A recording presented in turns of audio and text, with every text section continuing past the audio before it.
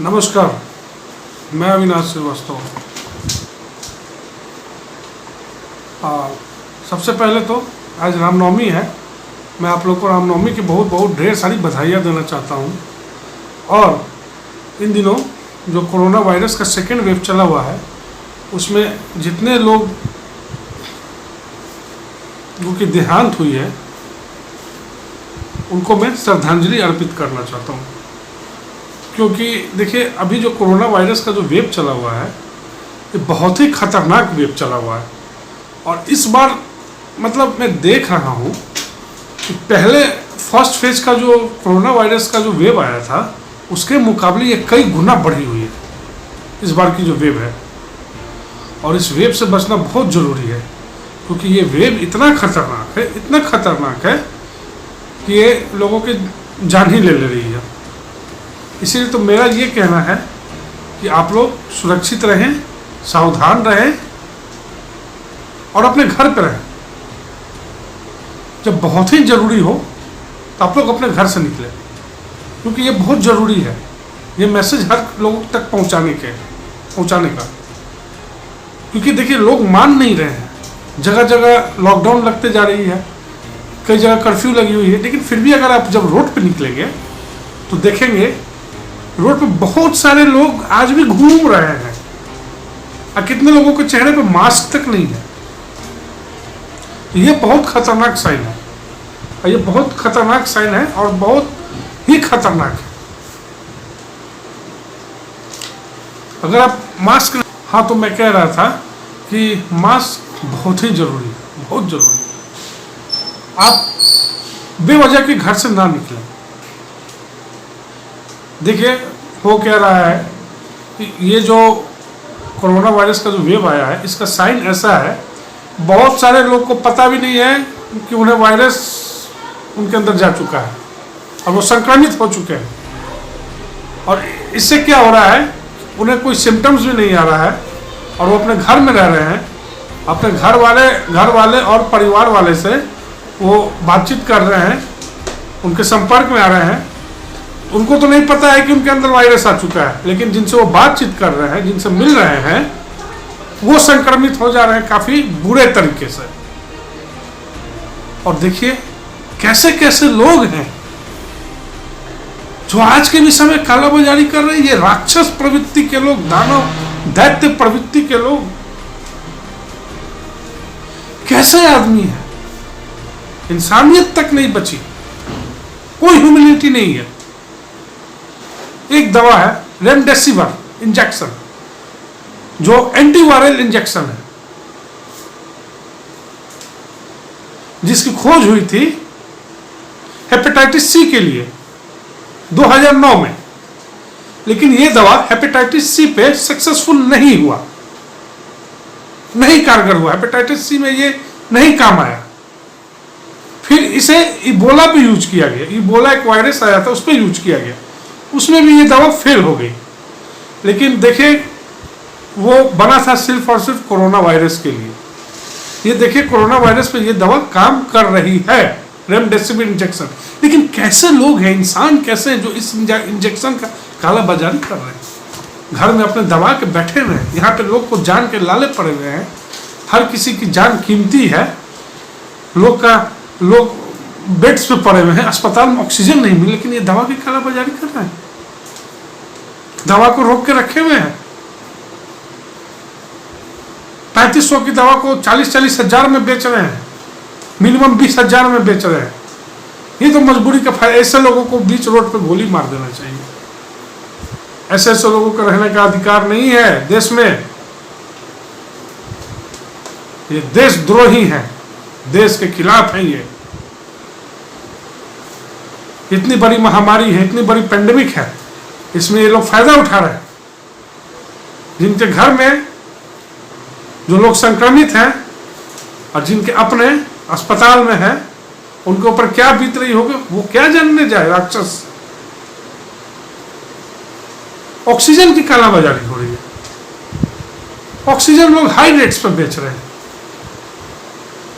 बताइए कैसे कैसे लोग हैं इस धरती पे। इन्हें तो जन्म ही नहीं लेना चाहिए।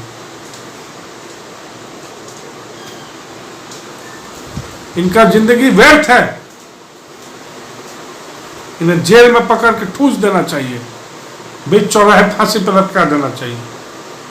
देखिए, मैं इतने दिन से नहीं आ पा रहा था, एक्चुअली मेरी भी कुछ तबीयत ठीक नहीं थी।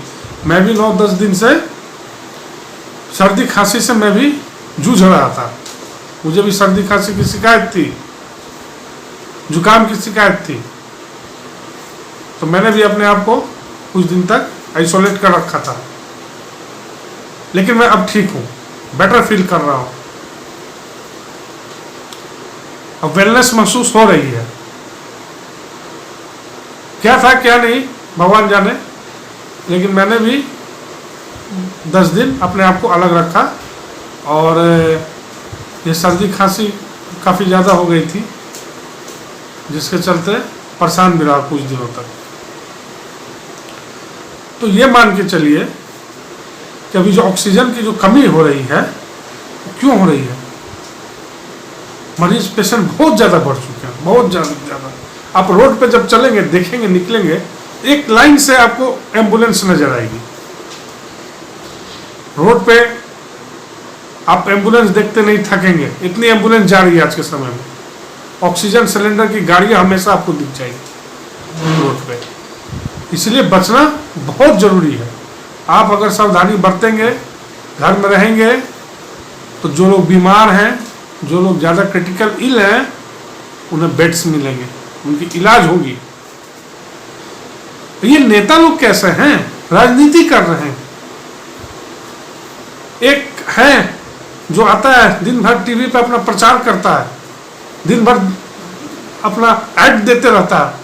आप उसका देखेंगे चेहरा तो आपको उसके चेहरे से धूर्तबाजी नजर आएगी।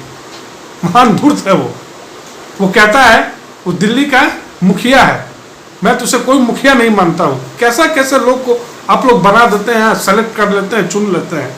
वो कहता है कि दिल्ली में बहुत सारे बेड्स हैं, बहुत सारे ऑक्सीजन्स हैं। आज से ठीक 4-5 दिन पहले वो बोल रहा था कि दिल्ली में बेड्स की कमी नहीं है, ऑक्सीजन की कमी नहीं है। लेकिन आज देखिए क्या बोल रहा है, नहीं ऑक्सीजन है, नहीं बेड्स है। वो 5 साल में बोलता है कि मैंने कई हॉस्पिटल बनवाए, कई हॉस्पिटल रिनोवेट करवाए हैं। क्या किए हो यार, जो लोग का इलाज नहीं हो पा रहा है और केंद्र के ऊपर मत्थे फेंक दे रहे हो।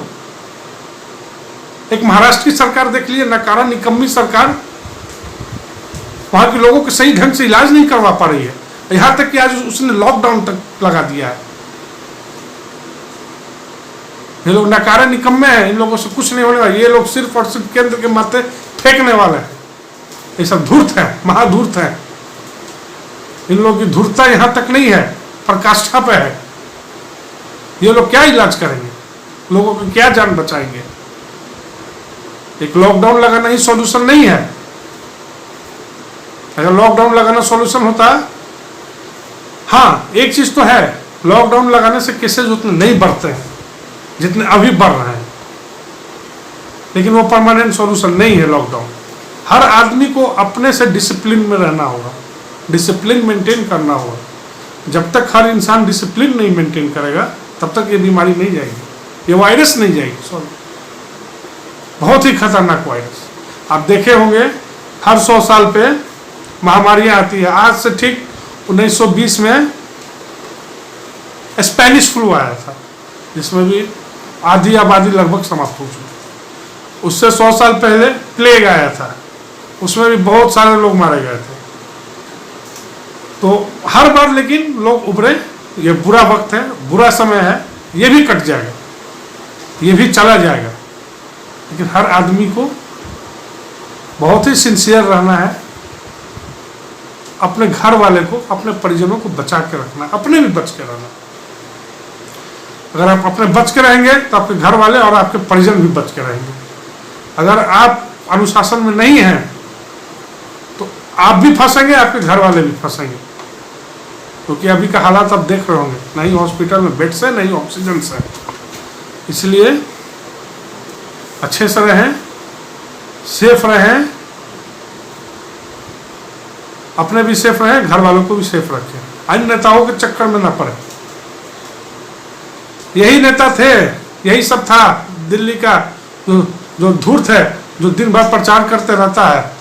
और मुंबई महाराष्ट्र का जो चीफ मिनिस्टर है, और छत्तीसगढ़ का चीफ मिनिस्टर है, पंजाब का चीफ मिनिस्टर है, राजस्थान का चीफ मिनिस्टर, यही सब कहता था कि लॉकडाउन क्यों लगाएं, पिछली बार लॉकडाउन क्यों लगाएं, लॉकडाउन लगाने की आवश्यकता नहीं है।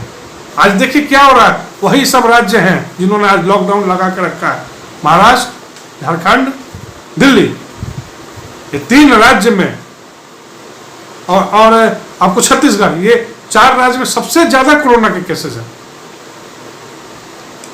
महाराष्ट्र में सबसे ज्यादा है, उसके बाद दिल्ली आता है, उसका छत्तीसगढ़ आता है। सोचिए ये राज्य के चीफ मिनिस्टर क्या बोल रहे थे पिछली बार कि लॉकडाउन क्यों लगाया आपने, कितने गरीब मर जाएंगे, देश की अर्थव्यवस्था खराब हो जाएगी। आज अपने क्या कर रहे हो भाई, अपने भी तो वही काम कर रहे हो। लॉकडाउन लगा दिया तुमने, क्या अर्थव्यवस्था नहीं खराब होगी, लोगों की रोजी रोटी नहीं छीनेगी, लोग घर पे नहीं बैठेंगे। 1 साल से क्या कर रहे थे भैया, क्यों नहीं हॉस्पिटल्स बनाए, क्यों नहीं बेडों की संख्या बढ़ाई 1 साल में, क्यों नहीं सचेत हुए। आज तो ना तुम्हारे पास हॉस्पिटल है ना बेड्स है। सबसे ज्यादा केसेस इन्हीं 2 राज्य में है, महाराष्ट्र में और दिल्ली में, और ये कुछ पूछते हैं केंद्र सरकार को। फिर भी केंद्र सरकार ने बहुत बढ़िया काम किया है।